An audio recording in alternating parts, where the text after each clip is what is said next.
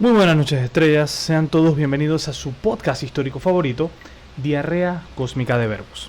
En esta ocasión con un gin, una de las mejores cosas que ha hecho Inglaterra, la ginebra, ya que hace unos días, casi una semana, falleció la reina Isabel II, un personaje histórico muy importante, vivió muchas cosas. Vio el nacimiento de la... Bueno, no vio el nacimiento de la Unión Soviética. Estuvo durante sus primeros años. Vio el levantar, cómo se alzó y cómo se derrumbó el muro de Berlín. Estuvo durante toda la Guerra Fría, la Guerra de Vietnam, la Guerra de las Coreas, la Segunda Guerra Mundial.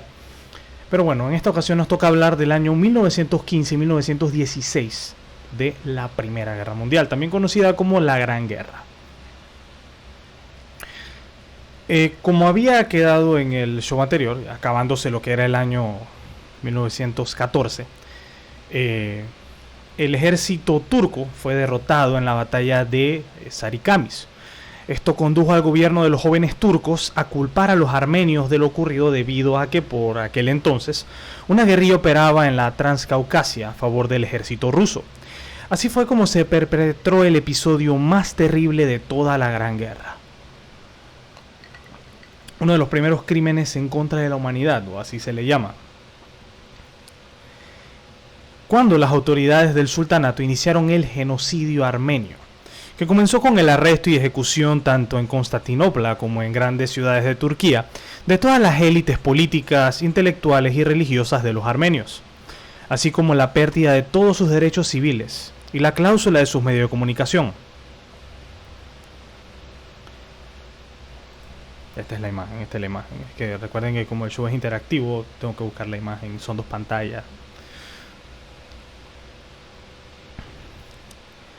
Esto comenzó la pérdida el cierre de todo su medio de comunicación, y a continuación las tropas turcas y la caballería kurda irrumpieron en los pueblos, aldeas de Anatolia Oriental, Cilicia y la denominada Armenia Otomana, asesinando a todos sus habitantes, violando a sus mujeres y quemando sus propiedades, a veces en escenas muy cruentas con torturas y mutilaciones de las víctimas. Sin embargo, lo peor de esta limpieza étnica programada ocurrió en su fase final, pues 1 millón de armenios fueron deportados en marchas de la muerte sobre el calor del desierto sirio hasta los campos de concentración en Mesopotamia, como los Dair al-Sur, Mosul, Urfa o Ras al-Ain, falleciendo durante el trayecto unas 700.000 personas. Estos incluyendo varones, mujeres, niños incluso. Pese a que la cifra total de este genocidio alcanzó en 1,5 millones de personas, lo que fue considerado el primer crimen contra la humanidad en toda la historia, obviamente no supera lo de Auschwitz, lo de los Gulag, pero eso ya será tema para otro show. Este genocidio afectó a las operaciones sobre el frente del Cáucaso, porque los ciudadanos armenios no tuvieron más remedio que organizarse en guerrillas y cooperar con el Imperio ruso, que había comenzado la invasión de Anatolia, retomando el control del puerto de Ardahan en el Mar Negro.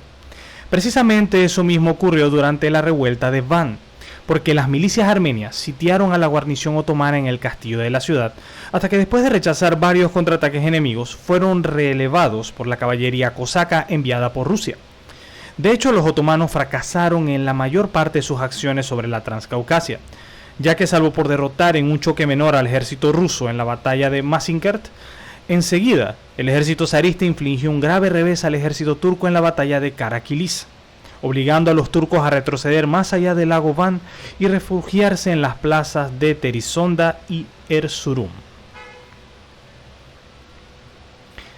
El canal de Suez fue otro objetivo de importancia para el ejército turco del general Kemal Pasha, porque a inicios de 1915 atravesó, sin ser detectado, los desiertos de la península del Sinaí, desembarcó a un conglomerado de tropas turco-árabes en Egipto, justo a las afueras de Ismailia, las cuales enseguida fueron interceptadas por las fuerzas anglo-egipcias, que no tardaron en contraatacar con fuego de artillería y en expulsar a los otomanos de África. Algo más de suerte tuvo el ejército turco durante su ataque hacia el Adem, pues pese a que los otomanos no conquistaron el puerto al tener que abandonar el lugar tras toparse con una ardua resistencia de fuerzas anglo-indias, esto en la batalla de Sheikh Uthman, los turcos que sí arrebataron a los ingleses mediante un audaz golpe de mano el sultanato de Lajef.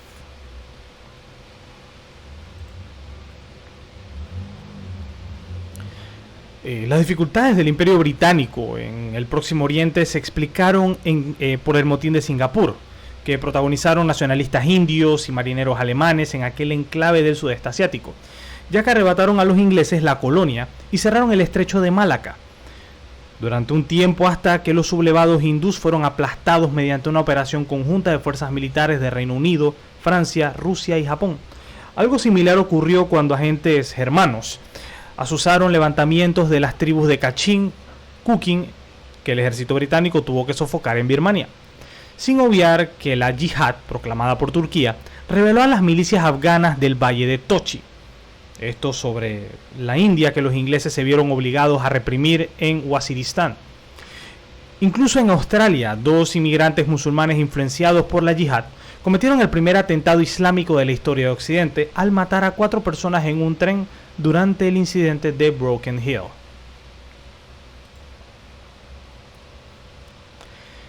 La guerra de trincheras del frente occidental se volvió una pesadilla desde el año 1915, porque ningún bando avanzaba ni retrocedía debido a que todos los asaltos a la bayoneta sobre la tierra, llamada Tierra de Nadie, solían acabar en una auténtica matanza ante las piezas de artillería y las ametralladoras del rival.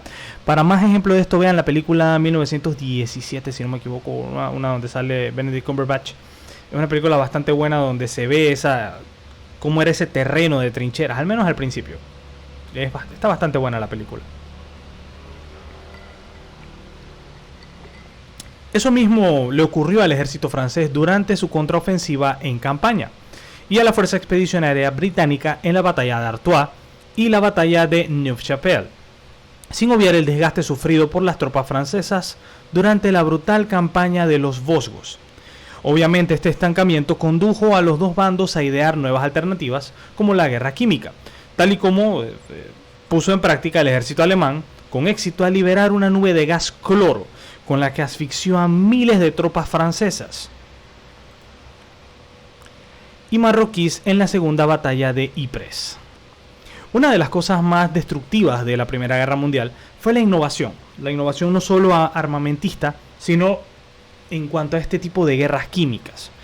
El gas de cloro, que tiene, de hecho, el mismo cloro, una vez aquí en Panamá hubo una fuga de gas cerca de una potabilizadora, un lugar que se llama Chilibre, y mucha gente se estaba sofocada, tuvieron que llegar los bomberos, ponerle mascarillas y todo, y fue una pequeña fuga. Ahora imagínense eso.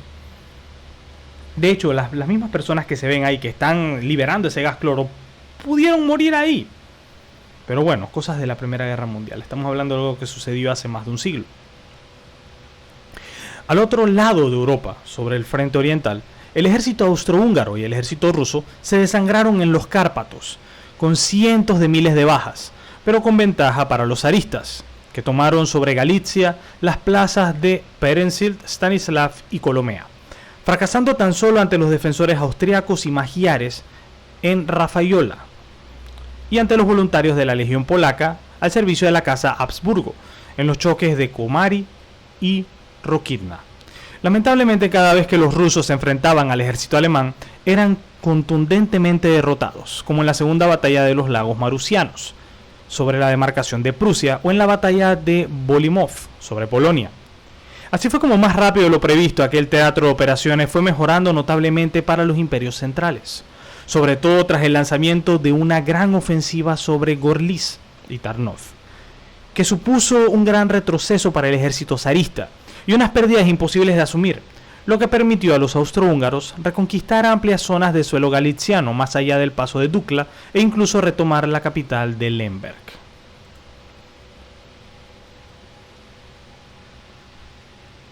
La apertura de un nuevo frente en Europa se volvió esencial para los aliados, por lo que el primer Lord del Almirantazgo, Sir Winston Churchill, que para Winston Churchill recomiendo la película The Darkest Hours de Gary Oldman. De hecho, esa película le valió un Oscar. Es tremenda película, se las recomiendo.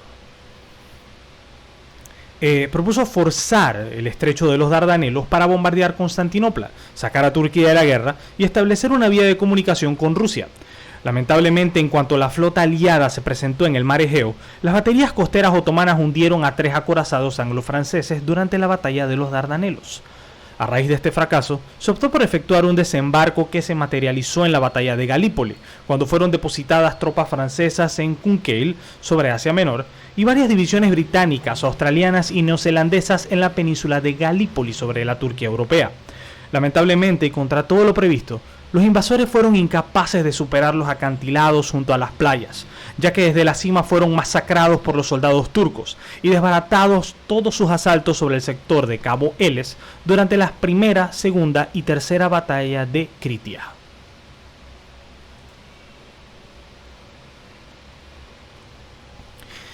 Italia traicionó su membresía con la Triple Alianza a mediados de 1915 y se unió a la Triple Entente, con una declaración de guerra que sorprendió a los imperios centrales.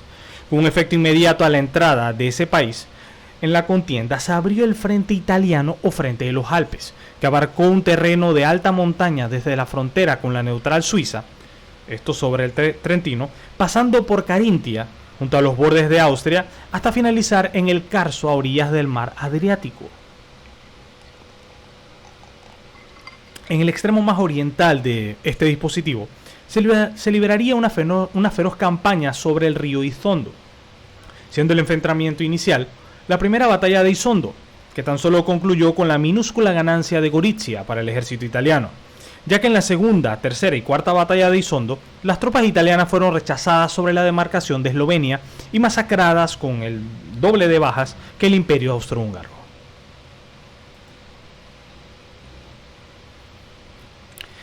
El mar Mediterráneo, que fue también un escenario cruento de batallas, se desarrolló una guerra naval que se extendió por todas las costas del Mare Nostrum, como le llamaba Iskandar, como le llamaban los romanos.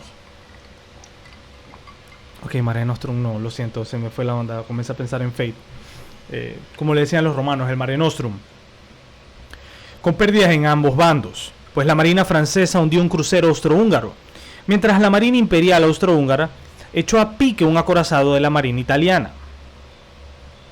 Además de registrarse acciones sobre el litoral del Adriático, como un combate en Durazzo, en el que resultaron hundidas varias embarcaciones de dos contendientes o un bombardero contra el puerto de Ancona.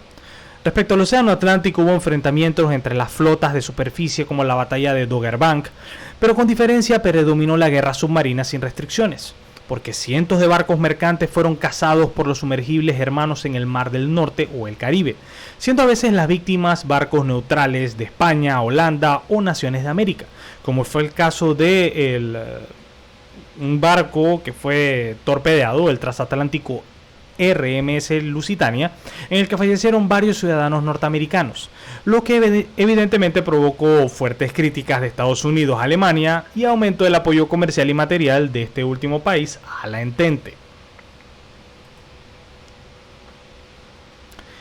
Bulgaria entró a la Gran Guerra del lado de los imperios centrales en el otoño de 1915, desbordando completamente el frente de los Balcanes, porque como el ejército serbio y el ejército montenegrino estaban concentrados en la frontera con Bosnia, peleando contra el imperio austrohúngaro, todo el dispositivo balcánico se vino abajo debido a que el ejército búlgaro lanzó una ofensiva por la espalda desde el río Morava.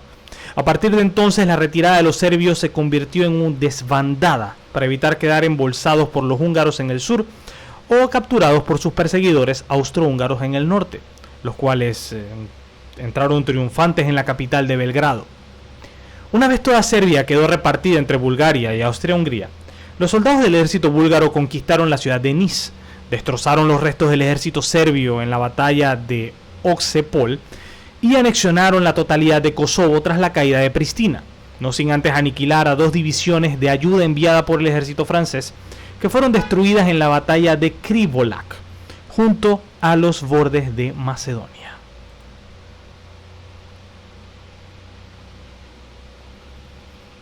Eso que se ve es a la caballería búlgara entrando en Kumanovo después de la victoria de la batalla de Oxepol. El estancamiento del frente occidental continuó aquel otoño de 1915, con su habitual infierno de sangre, trincheras, barro e incluso ataques con gases tóxicos por parte de ambos bandos, ya no solo con el habitual cloro asfixiante, sino con otras sustancias como productos químicos paralizantes hasta ulcerantes, como el gas mostaza. Curiosamente, la iniciativa la llevaron los aliados, por todos los intentos de ruptura planteados por la Entente, en especial por el mariscal francés Joseph Joffre y el mariscal inglés Douglas Haig, quienes fueron incapaces de lograr avances porque se malgastaron miles de vidas sobre la Tierra de Nadie. Tierra de Nadie es el espacio denominado entre dos trincheras, a eso se le llama la Tierra de Nadie. A cambio de nada o de unas ganancias mínimas que en ocasiones se contaban por alguno que otro kilómetro. Contrariamente, el ejército alemán se mantuvo a la defensiva casi todo el año por orden del general Erich von Falkenhayn, lo que le permitió desgastar mucho más a sus rivales durante la ofensiva de otoño, lanzada sin éxito por el ejército francés sobre Champaña, además de desarticular a la fuerza expedicionaria británica en un choque menor sobre Artois, y algo más tarde provocar a los ingleses una matanza en la sangrienta batalla de Loos. La denominada guerra aérea, que se estrenó durante la Primera Guerra Mundial, se consolidó como una doctrina bélica. Más aquel en ese 1915, pues desde entonces el cielo también se convirtió en un campo de batalla, al igual que la tierra o el mar.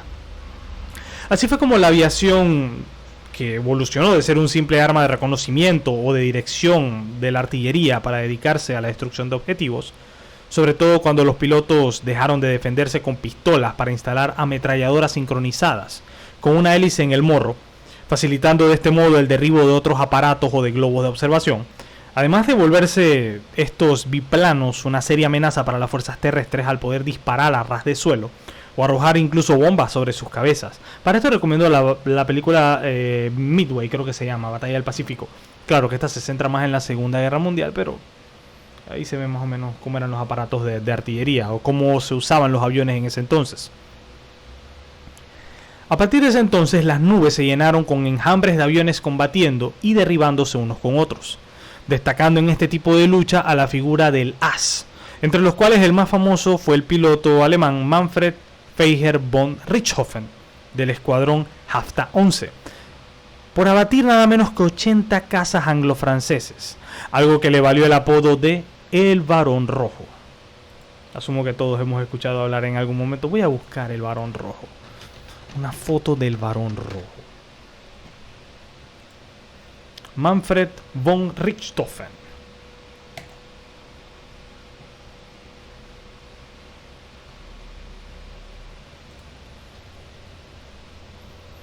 Aquí está.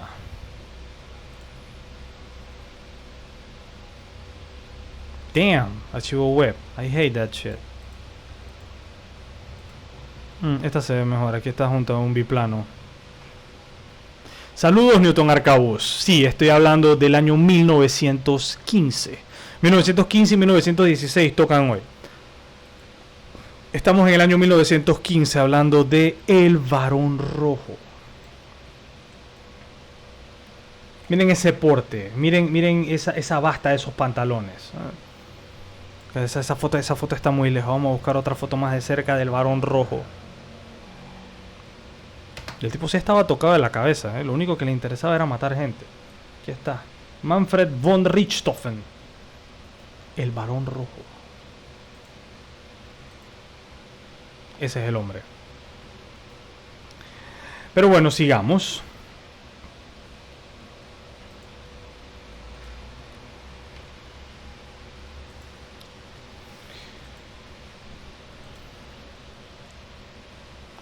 Sobre el estrecho de los Dardanelos, la batalla de Galípoli se volvió estática para la Entente, porque las tropas de Britania y Francia vivieron un auténtico infierno dentro de las trincheras escarpadas sobre los acantilados, en donde sufrieron el fuego incesante de la artillería otomana, la aviación alemana y el acoso de las reservas que constantemente enviaban el general Otto Liebmann von Sanders, sin obviar con que, a causa de los submarinos hermanos y embarcaciones turcas que operaban en el mar Egeo, fueron hundidos 4 acorazados anglo-franceses, varios cargueros y otras embarcaciones menores de todo tipo. De nada sirvió un segundo desembarco de cuerpo australiano-neozelandés en la bahía de Suvla, situada más al norte, pues los aliados fueron incapaces de cortar la península de Galípoli en dos, y tal y como pretendió el Lord del Almirantazgo, John Winston Churchill, ya que las tropas otomanas rechazaron todos los asaltos e incluso protagonizaron exitosos contraataques locales, como los que liberó magistralmente el general Mustafa Kemal Atatürk. A raíz de este baño de sangre innecesario y las pésimas condiciones higiénicas y sanitarias en las playas que contribuyeron a la extensión de enfermedades y epidemias, al final se decretó la evacuación de ese lugar de la fuerza expedicionaria anglo-francesa, que abandonó la península de Galípoli con más de 252.000 bajas, lo que supuso la mayor victoria militar del Imperio Otomano en la Gran Guerra. Las cosas en el frente oriental se deterioraron muy gravemente para Rusia cuando Alemania y Austria-Hungría desencadenaron una inesperada ofensiva de gran magnitud que abarcó desde Prusia Oriental hasta la frontera con Rumanía. El esfuerzo principal fue en los extremos porque en el norte el ejército alemán entró en Lituania pasando por el río Niemen y ocupó todo el país con las ciudades de Libau y Kaunas, aunque algunas de sus puntas de avance accedieron a Letonia y se apoderaron de Daugavpils. Mientras que en el sur el ejército austrohúngaro pasó al contraataque sobre Galicia, recuperando el enclave de Priezmil y arrebatando a los zaristas las plazas de Tarnopol y Kolev. Completada esta maniobra de cerco, se efectuó un movimiento de pinza que rodeó a la totalidad de Polonia, por lo que el ejército ruso se desintegró a medida que las tropas germanas fueron haciéndose con la fortaleza de Osowiec, Lublin, Chelmno y la capital de Varsovia, en donde se rindieron cientos de miles de prisioneros. Tal fue el impacto de esta catástrofe para el ejército del zar, que las bajas rusas se contabilizaron en 2 millones, sin obviar con que las vanguardias alemanas dejaron atrás Polonia y traspasaron los límites con Bielorrusia tras conquistar la fortaleza de Brest-Litovsk y las ciudades de Rovno y Pinsk.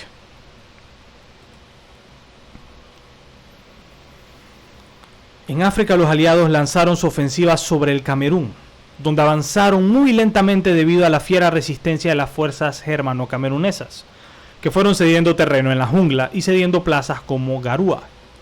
Respecto al África sudoccidental, Alemania y las fuerzas germanas y Boers arrebataron Upington a la Unión Sudafricana, hasta que Portugal entró en la guerra del lado del Entente y atacó Namibia, esto por el norte de su colonia con Angola. Como consecuencia de esta pinza, las fuerzas del ejército sudafricano invadieron África sudoccidental por el desierto de Kalahari, por lo que incapaces los alemanes y los Boers de aguantar a la contienda, perdieron la capital de Windhoek y capitularon la totalidad de Namibia. Bastante mejor le fueron las cosas a los askaris del general Paul von Lettow en Tanzania, porque derrotaron al ejército británico en la batalla de Hassin, mientras que en Libia estalló la revuelta Sanusi contra Italia, que arrebató a los latinos toda Tripolania y concluyó con la aniquilación de un contingente italiano en la batalla de Kars Abu Habi, además de agredir a los británicos en Egipto e incluso arrebatar al ejército francés la plaza de Túnez. Y estos nombres están bastante chungos algunos. La campaña de Persia de 1915 se desarrolló desfavorablemente para los imperios centrales,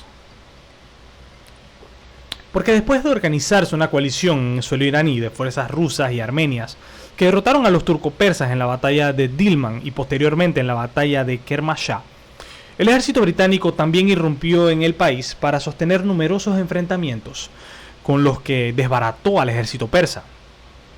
Mientras tanto, en el frente de Mesopotamia, las fuerzas anglo-indias ampliaron sus conquistas siguiendo el curso de los ríos Tigris y Éufrates, en parte por revueltas internas de árabes antiotomanos, como por ejemplo sucedió durante la insurrección de Kerbala, así como después de rechazar a los británicos rechazaron una contraofensiva de soldados turcos y guerreros árabes en Shaibah.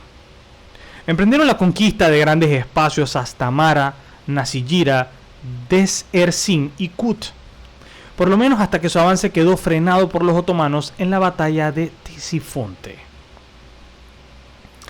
Con esto pasamos al año 1916. Les pido un momento, por favor. Voy a recargar la ginebra que ya no tengo. Vuelvo en un momento.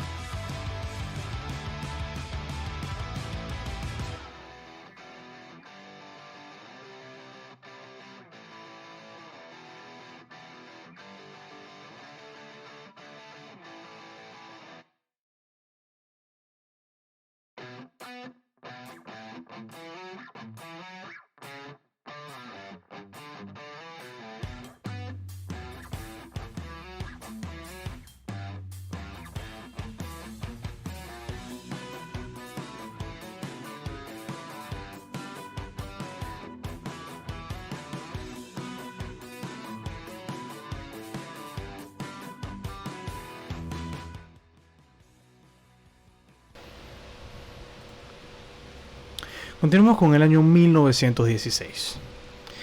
Nada más comenzar el año 1916, se cerró el frente de los Balcanes, porque las divisiones supervivientes del ejército serbio se refugiaron en la neutral Grecia poco después de que el ejército búlgaro conquistase la totalidad de Macedonia. Al mismo tiempo, el imperio austrohúngaro destruyó al ejército montenegrino tras la última resistencia en el monte Lovćen y se apoderó de todo el reino de Montenegro, que salió de la Primera Guerra Mundial, no sin que antes las tropas austrohúngaras penetrasen en el Principado de Albania, que por ser un estado satélite de la corte de Viena, se adhirió a los imperios centrales, llegando las fuerzas albanesas a combatir contra un contingente de soldados franceses e italianos en Corse y la cordillera de Épiro. A raíz de esta catástrofe al sureste de Europa, la flota aliada violó las fronteras neutrales de Grecia y desembarcó a cientos de miles de efectivos franco-británicos y tropas coloniales africanas e indochinas en Salónica, algo que costó al Entente una reprimenda por parte del gobierno de Atenas, pero con cuya estrategia al menos se mantuvieron distraídas a incontables divisiones enemigas en lo que se denominó el Frente de Macedonia. Esto sería más o menos el panorama de la guerra para el año 1916. Algo así como lo que se ve. Vamos a hacer la imagen un poco más grande.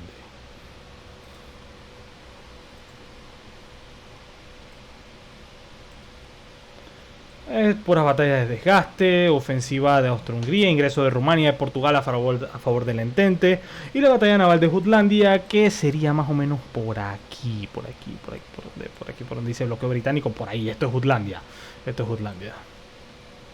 Más o menos ese era el panorama para el año 1916. La zona de Mesopotamia fue otro escenario en que los aliados entraron en una profunda crisis, porque al empezar el año 1916, el ejército turco, que hasta entonces había descuidado la región del Próximo Oriente, pasó a la contraofensiva para sorpresa del Entente, logrando enseguida desbordar sus líneas y embolsar a una división india en la ciudad de Kut. A partir de entonces comenzó un largo asedio en medio de aquel enclave sobre el desierto, donde los ingleses e indios vivieron un verdadero infierno a causa de las privaciones de comida, los bombardeos de la artillería turca, los ataques de aviación alemana y las cargas frontales de los otomanos. De nada sirvieron las 3 expediciones de socorro que partieron de Basora para ayudar a los sitiados, pues los soldados turcos aniquilaron a los componentes del cuerpo anglo-indio, primero en el río Wadi, luego en el desfiladero de Hana y por último en Duhaila, perdiendo además al único vapor con el que intentaron remontar el río Tigris.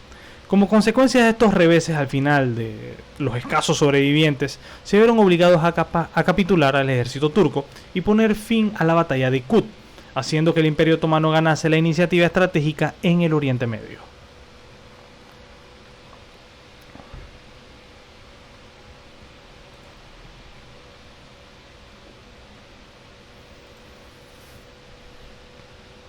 La cordillera del Cáucaso experimentó grandes cambios los meses de enero y febrero de 1916, porque el denominado ejército ruso del Cáucaso, al mando del general Nikolai Yudenich, lanzó a sus mejores tropas contra el sudeste de la Transcaucasia, tomando a las guarniciones otomanas completamente por sorpresa en el este de Anatolia.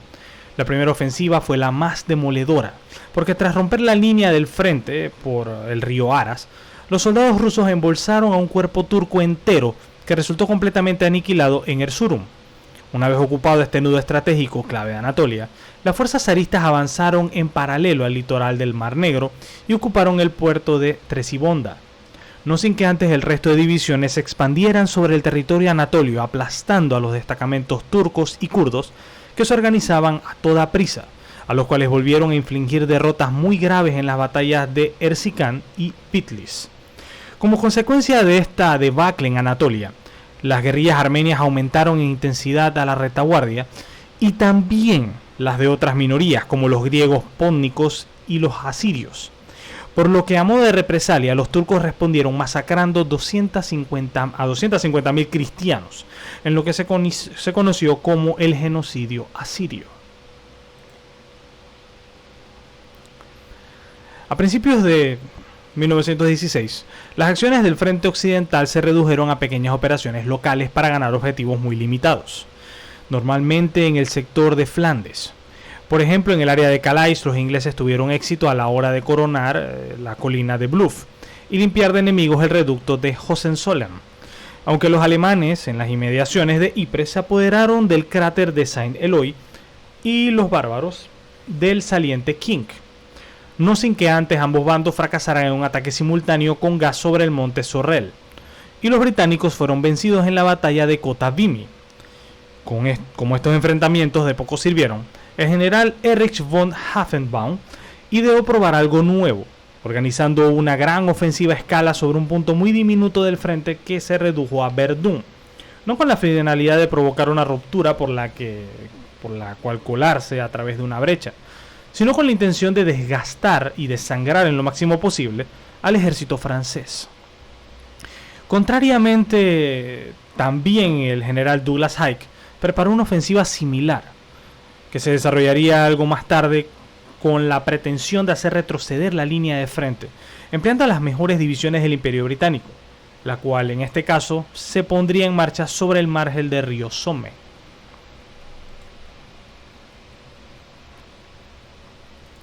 La batalla de Verdún comenzó el 21 de febrero de 1916, con un devastador bombardeo preliminar de 2.000 piezas de artillería del ejército alemán que arrojaron más de 2 millones de proyectiles, que sepultaron los atrincheramientos de vanguardia del ejército francés. Acto seguido, las tropas alemanas irrumpieron sobre tierra de nadie e hicieron a miles prisioneros, miles de galos, prácticamente sin encontrar resistencia, salvo por un grupo de rezagados que fueron reducidos con fogonazos de los equipos de lanzallamas en el bosque de Caures. Durante las jornadas siguientes, cayó con facilidad la ciudad de Louvemont y también el fuerte de Douaumont, que capituló sin sufrir los alemanes una sola baja. Aunque a los pocos días el avance se ralentizó para convertirse la operación en una habitual guerra de desgaste. Esto para ambos bandos que se desangraron sobre los campos de cráteres que rodeaban a la colina del Hombre Muerto y entre las arboledas del Bosque de Cuervos. A pesar de que todo el ejército alemán consiguió reanudar la marcha después de un duro asedio, conquistaron el fuerte Vaux, además de desangrar al ejército francés en un sector bautizado como Cuatro Chimeneas, e incluso arrebatarles los pueblos de Chapelle y Saint-Fine. Lamentablemente, a partir de este punto, los alemanes fueron rechazados en su intento por desalojar el fuerte Souville y quedaron completamente paralizados en las típicas redes de trincheras que se caracterizaban en el frente occidental. Esto es algo bastante gráfico, pero creo que se entiende lo que es. Una persona sufriendo un disparo. El fotógrafo, puta, mis respetos.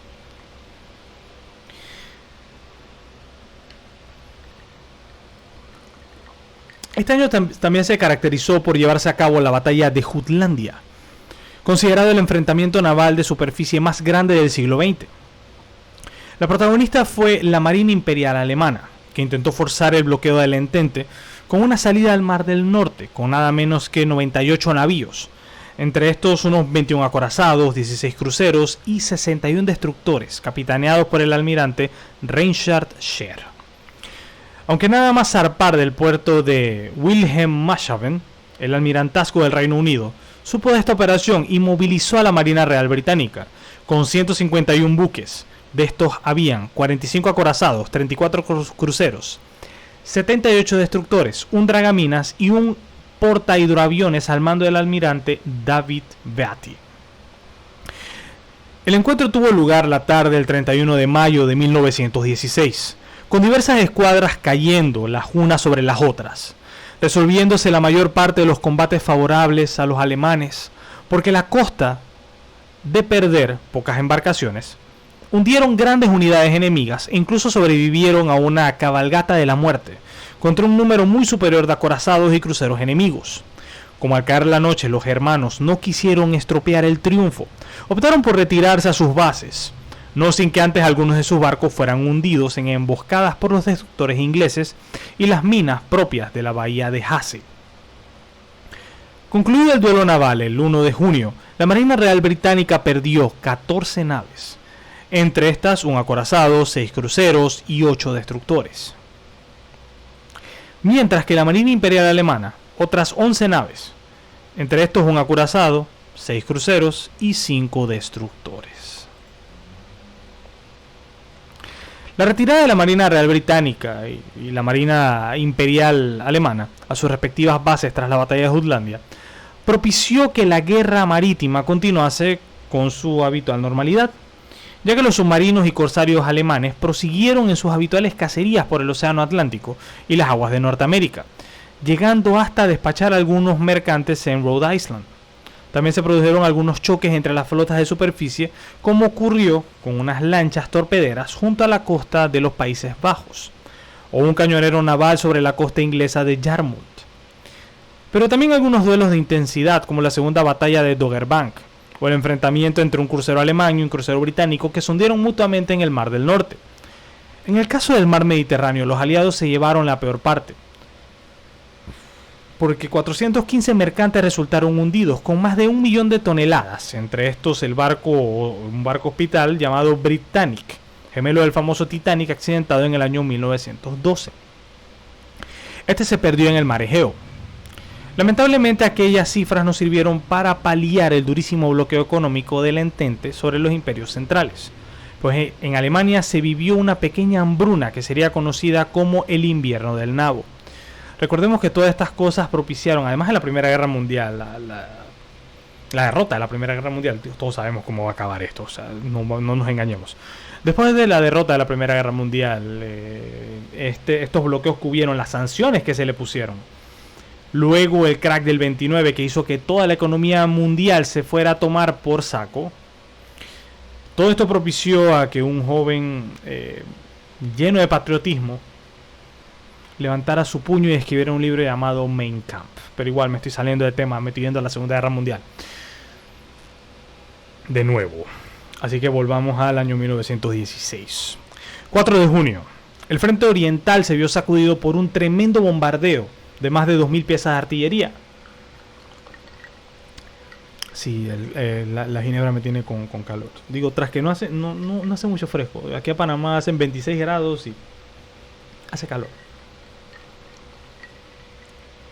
Normalmente a los que me ven desde España, bueno, creo que hay una ola de calor ahora para allá, muy fea.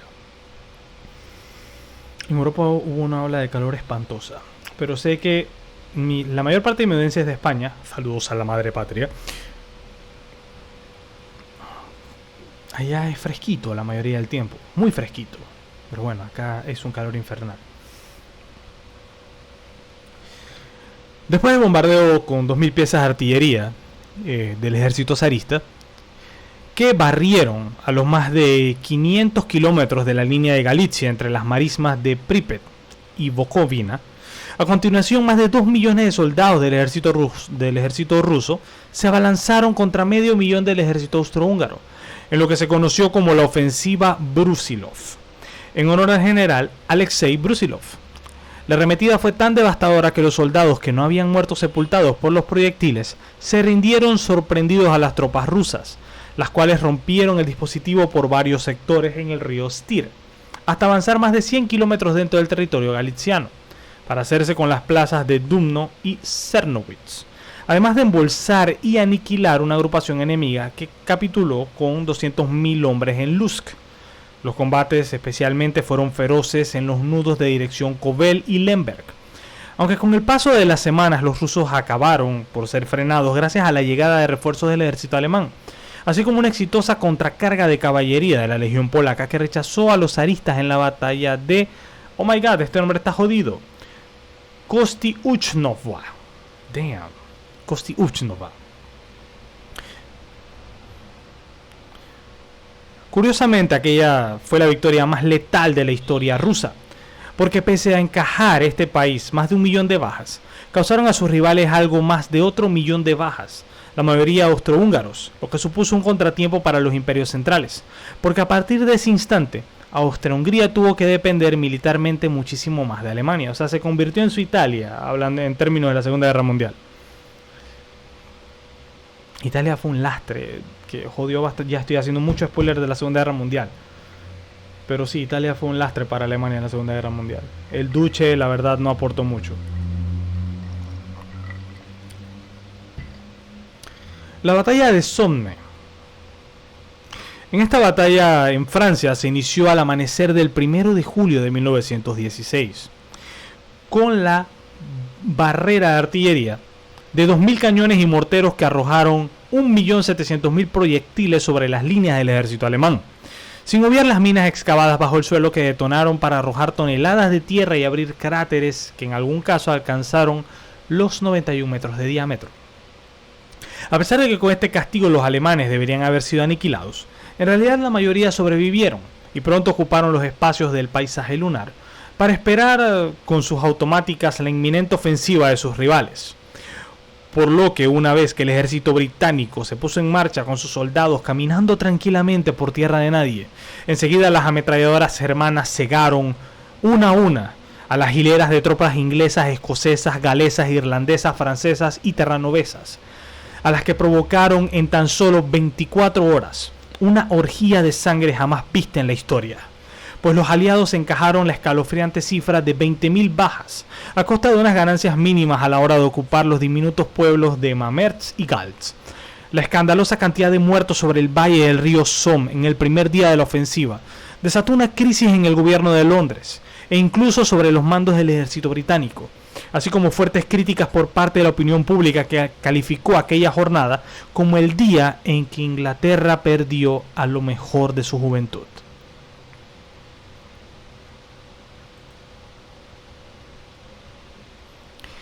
El frente italiano transcurrió estático en el año 1916, porque todas las operaciones lanzadas por ambos bandos fracasaron sobre la cordillera de los Alpes, salvo por la excepción de ciertos éxitos locales como la batalla de Asiago, donde el ejército austrohúngaro abrió una brecha y arañó 30 kilómetros a los italianos, al arrebatarles la propia ciudad de Asiago.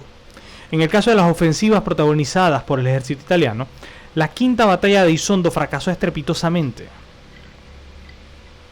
La sexta batalla de Elizondo al menos consiguió expulsar a los austrohúngaros del lago Dorebo y del distrito de San Michel. La séptima batalla de Isondo rindió una diminuta guarnición enemiga en Nova Vas. La octava batalla de Isondo concluyó en otro revés para los latinos en Monfalcone, y la novena batalla de Isondo se resolvió con una derrota italiana similar en Carso. Curiosamente, en uno de los combates sobre los Dolomitas, los proyectiles de ambos bandos detonaron en el glacial de Marmolada, por lo que inesperadamente se desató una avalancha de nieve que sepultó y mató a 9.000 soldados italianos y austrohúngaros. Esto se conoció como el Viernes Blanco.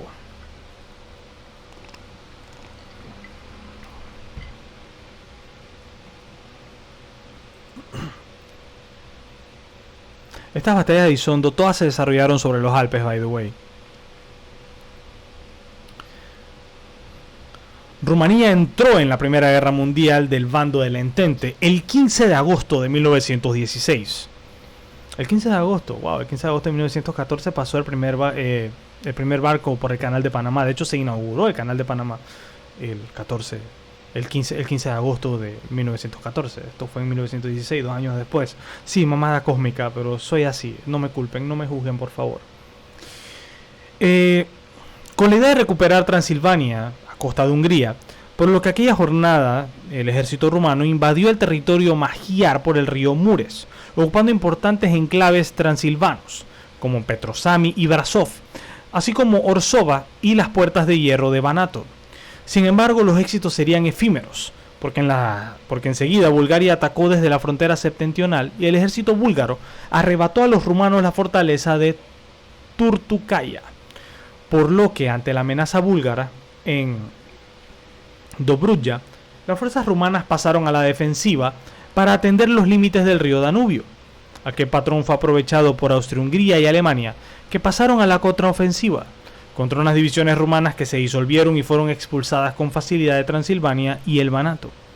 No obstante, lo peor no acabó ahí, porque el ejército austrohúngaro y el ejército alemán invadieron la nación desde el oeste, y el ejército búlgaro y el ejército turco desde el sur, en una maniobra de pinza sobre los Cárpatos, con la que cayeron en efecto dominó las ciudades de Tergovitz o Targuiu, el puerto de Constanza, la provincia de Valaquia,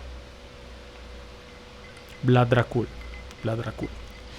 o los pozos petrolíferos de Ploetsi, antes de que las fuerzas de los imperios centrales aniquilasen a la práctica totalidad del ejército rumano y conquistaran la capital de Bucarest, incluyendo más de 2/3 partes de Rumania.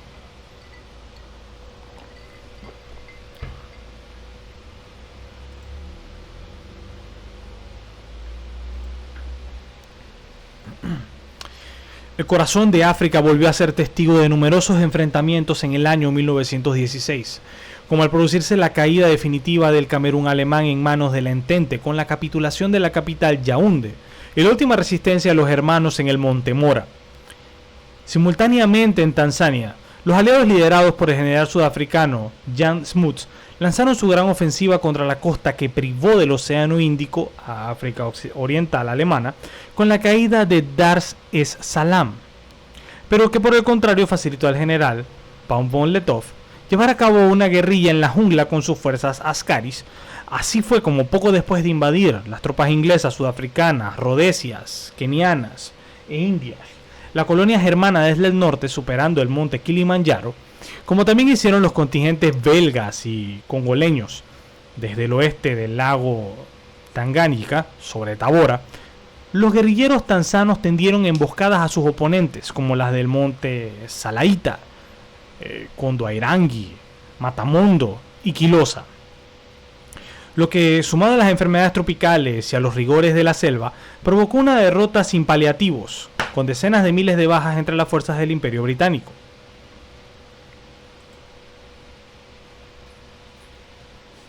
What?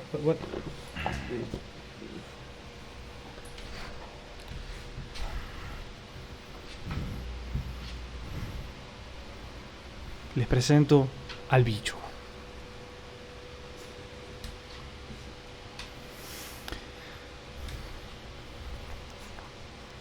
Bicho, estoy en show. Estoy grabando, bicho. Bicho. Maya, déjame grabar.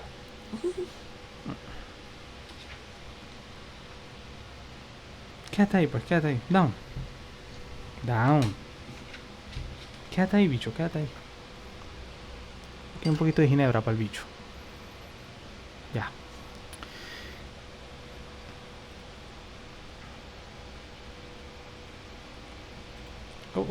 Más adelante. Aquí estoy. La península de Sinaí, bajo dominio del Imperio Otomano, fue invadida desde Egipto por un contingente de la caballería real británica que fue emboscado por las fuerzas turco-árabes y destruido en la batalla de Katia. En cuanto el ejército turco retomó la iniciativa tras esta victoria, no dudó en lanzar una ofensiva para intentar alcanzar el norte de África. Pero el ataque se interrumpió a tan solo 30 kilómetros del canal de Suez, porque los otomanos fueron frenados en seco por el cuerpo australiano-neozelandés en la batalla de Romani. Después de aquel revés, los aliados se pasaron a la ofensiva, con la que poco a poco irían expulsando a los turcos de la región después de cruentos choques en Al-Arish, Makhada y Rafah, sometiendo a la totalidad de la península de Sinaí y preparándose para entrar en el Oriente Medio.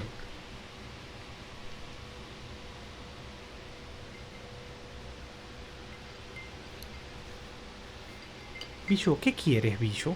Bicho, el micrófono. Go with your mom. Go with your mom. Arigato, ¿eh? Thanks.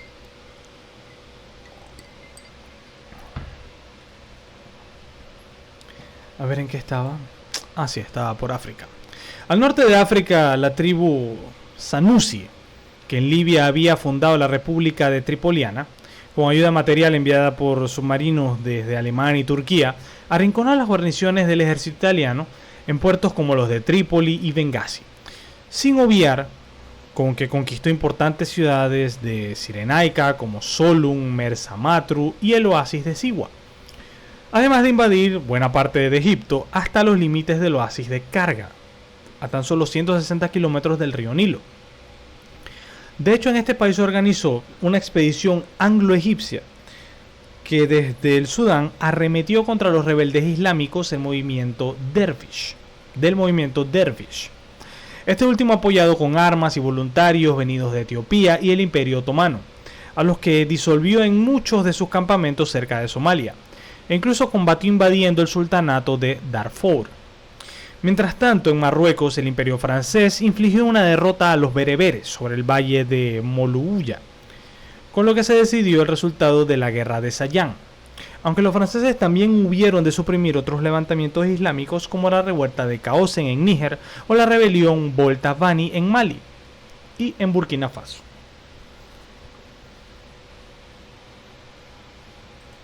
Ahora vamos a hablar de... Por ahí, ya más adelante se acerca un personaje que es una película, de hecho, muy buena película, Lawrence de Arabia, pero ahorita, en un momentito. Las revueltas anticoloniales del Entente se contagiaron a Europa porque en aquel año de 1916 se sucedía el alzamiento de Pascua en Irlanda, con la pretensión de obtener la independencia del Imperio Británico con ayuda económica y material de Alemania. Los protagonistas fueron miles de nacionalistas irlandeses del movimiento Sinn Féin, que se sublevaron contra las autoridades del Reino Unido y tomaron importantes edificios de la capital de Dublín, así como otros enclaves del este al país tras la proclamación del nacimiento de la República de Irlanda. Como era de esperar, el ejército británico intervino con contundencia, librando violentos choques contra los secesionistas en Dublín y otras ciudades como Meath, Galway, Cork, Louth o Wexford. Por lo que al final los ingleses consiguieron restaurar el orden y aplastar a los sublevados y volver a someter a Irlanda a la corona británica.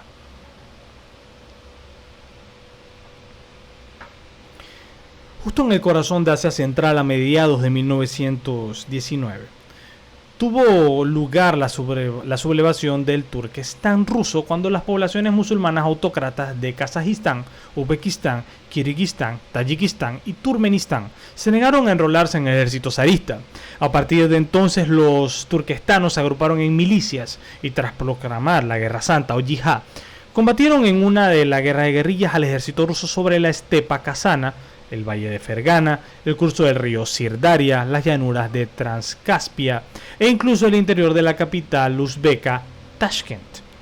Como las tropas zaristas y la caballería cosaca se impusieron a sus oponentes, a veces con brutales métodos como por ejemplo la despoblación de Yizá, al final los turquestanos no tuvieron más remedio que emprender un éxodo masivo sobre la peligrosa cordillera del Tian Shan, hasta refugiarse en la neutral China,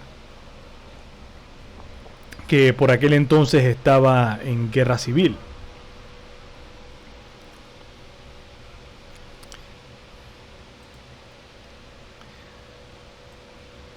Inesperadamente, en la península arábica se desarrollaría la mayor rebelión de la Gran Guerra, con la revuelta árabe encaminada a la independencia de Arabia del Imperio Otomano.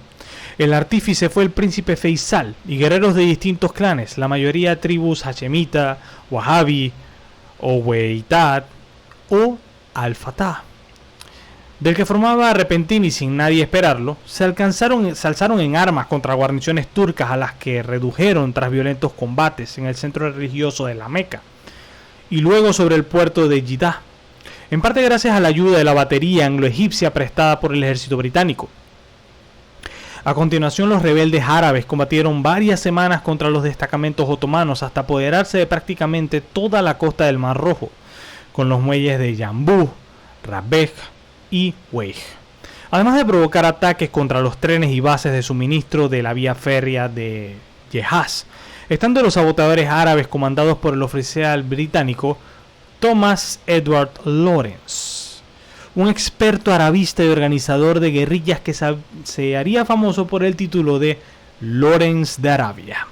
Curiosamente, tan solo la simbólica ciudad islámica de Medina permaneció fiel al sultanato de Turquía, ya que las fuerzas insurrectas fueron incapaces de desalojar a la guarnición otomana que se atrincheró tras los muros y rechazó a los asaltantes, rindiéndose únicamente después de terminada la Primera Guerra Mundial Esto en el año 1919. Vamos a buscar una foto de Lawrence, del verdadero Lawrence de Arabia, porque está el de la película, pero obviamente no es lo mismo.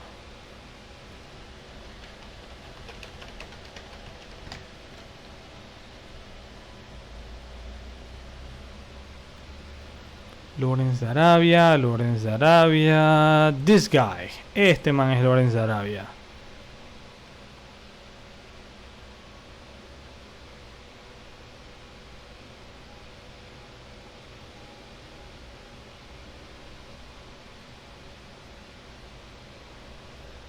A ver, aquí está, guardar imagen.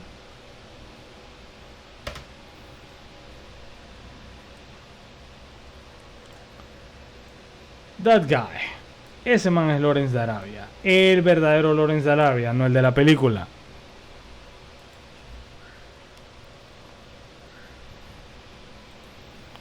Es una muy buena película. El protagonista es Peter O'Toole. Peter O'Toole era el papá de la mamá de Clark en Smallville. ¿Cómo se llama? ¿Cómo se llamaba? Damn, se me olvidó el nombre.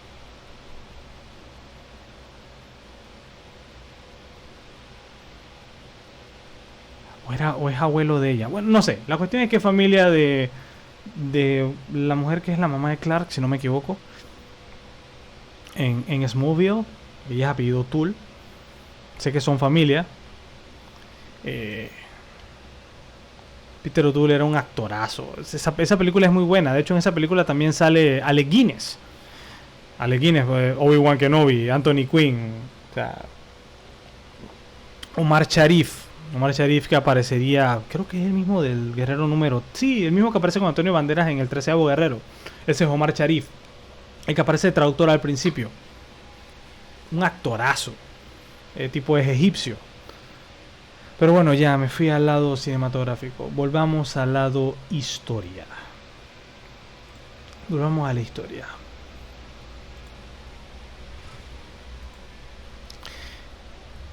Las áreas al oeste de Persia fueron sacudidas por toda la agitación en el Oriente Medio, pero sobre todo cuando la caballería cosaca, que descendía del Cáucaso, enlazó con las tropas anglo-indias atrincheradas en Mesopotamia, muy cerca de Carant.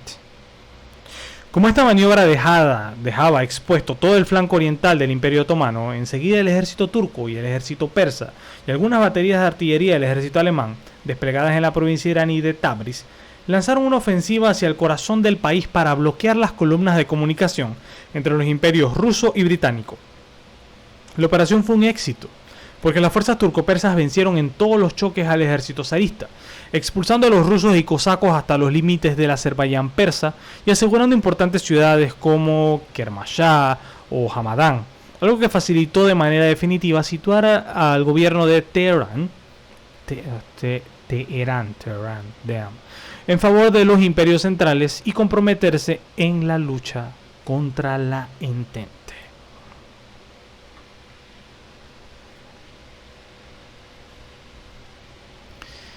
Sobre el frente occidental, la batalla de Somme, que había empezado fatal para la Entente, continuó en la misma tendencia porque los británicos experimentaron nuevas matanzas en Villers o Guillemont, al que bautizaron como el Valle de la Muerte, como también los sudafricanos en el bosque de Delville, los franceses en Rancourt, los australianos en el reducto Pan de Azúcar.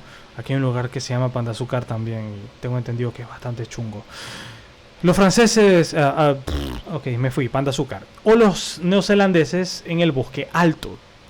Sin embargo, en algunos puntos se produjeron determinados avances, como cuando la caballería anglo-india se apoderó de Basentin-le-Petit y Carnoa. Los ingleses de los enclaves de La Boussière, Goodcote, y los australianos de Poicérez y los franceses de Bouchavesnes. De hecho, en el Somme se emplearon por primera vez tanques del modelo Mark I, con lo que los soldados canadienses tomaron la localidad de Thiepval y los británicos el sector de Meomont-Hanel, haciendo en este último 400 prisioneros que se rindieron asustados al ver los vehículos blindados. No obstante, y salvo por estos logros limitados, Pronto los aliados se desangraron sobre las líneas de trincheras que bordeaban la sierra de Transaloy, por lo que a últimos del otoño de 1916 se suspendió definitivamente la batalla del Somme, en la que tan solo se lograron ganar 10 kilómetros a los alemanes, quienes se retiraron a la seguridad de las fortificaciones de la línea de Hindenburg, contabilizándose las bajas en ambos bandos en 1.085.000, sumando a esto 620.000 soldados del Entente y 465.000 soldados germanos, siendo la mitad fallecidos, por lo que se situó este enfrentamiento en el más sangriento de la Primera Guerra Mundial.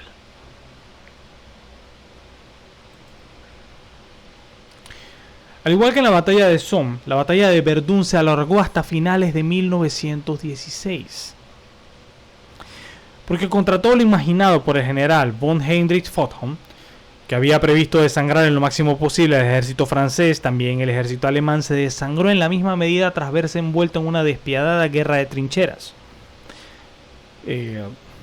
La razón de este fracaso fue por el nombramiento del general Philippe Pétain al mando del ejército francés, quien elaboró una excelente red logística, consistente en una carretera de 75 kilómetros bautizada como la Vía Sagrada o Voie Sacrée, a través de cuyo asfalto cientos de vehículos y camiones afluyeron con refuerzos, municiones, suministros, todo esto para las tropas situadas en la primera línea de Verdún, las cuales también fueron sustituidas cada cierto tiempo por un sistema de rotación para mantener a los veteranos frescos y combativos.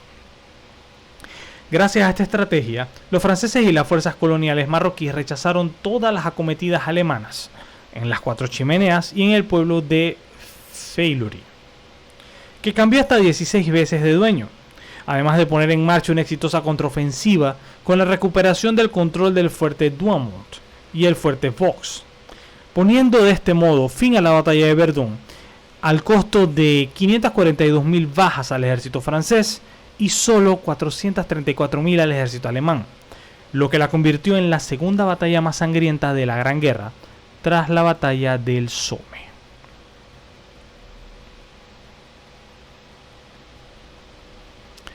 Gran Bretaña también se convirtió en un escenario bélico en 1916, cuando los zeppelines del Segundo Reich emprendieron una campaña de bombardeos aéreos contra diversos puntos de Inglaterra. Los raids de estos dirigibles siempre se hacían de noche para evitar a los cazas británicos y a los vigías de las costas del Canal de la Mancha, siendo los primeros objetivos los enclaves de Great Yarmouth, Snettisham y King's Lynn, así como más tarde Ramsgate, Dover y Kent. Sin embargo, los principales ataques desde el aire tuvieron lugar sobre la capital de Londres, donde causaron el pánico entre la población civil, que experimentó el terror de ver cómo las bombas caían sobre su ciudad, devastaban sus barrios y provocaban la muerte entre los londinenses. Aunque los efectos de estas incursiones fueron escasos en términos humanos, porque tan solo mataron a 564 personas y se perdieron 17 zeppelines alemanes. Los daños en infraestructuras y el impacto psicológico inauguraron por primera vez en la historia la doctrina del bombardeo estratégico. Bueno, estrellas, espero este show les haya gustado. Año 1915 y 1916. Nos quedarían pendientes el año 1917, 1918 y 1919, que serán abarcados en un próximo show. Estoy pensando también hacer un show hablando, pero no de la corona, o sea, no me interesa lo de la corona. Pero imagínense un show hablando, obviamente no entrando en tanto detalle, de todos los reyes que ha tenido Inglaterra. Empezando por Athelstan, que fue el primero en la casa Wessex, por allá por el siglo I. Luego brincando por todos esos reyes demás, Rey Canuto, todos esos, que hubieron reyes vikingos también. Guillermo el Conquistador. Luego saltando a los Tudor, a los York, a los Lancaster, a los Stuart, todo ese poco de gente. Ok, primero fueron... sí, exacto. Sí. Por todo ese poco de gente, imagínense. Obviamente los Tudor fueron después de los York y los Lancaster. Hubo un pequeño error ahí, pero... En algún momento. Tengo pendiente un show con el doctor. Vamos a seguir hablando de enfermedades.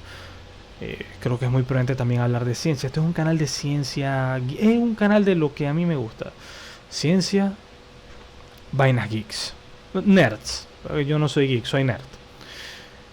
Así que bueno, estrellas, espero les haya gustado el show. Estoy en YouTube, estoy también en iVoox, estoy en Twitch. Bueno, me están viendo por Twitch, LOL. Pueden seguirme en mi Twitter, tengo Twitter, aunque no comparto muchas cosas ahí. Twitter lo uso más que todo para ver noticias. Instagram es personal, todo lo que van a ver cervezas, no van a ver nada relacionado. Sí tengo página en Facebook, se llama igual que el show, Diarrea Cósmica de Verbos. Espero les haya gustado el show. Saludos a la madre patria. Saludos a la señorita Yuki Soto, que no se pierde ninguno de mis shows. Saludos a Newton Arcabuz, que apenas leyó la palabra guerra vino acá con nosotros. Gracias. Nos vemos en el siguiente. Arde Cosmo. And God Save the Queen.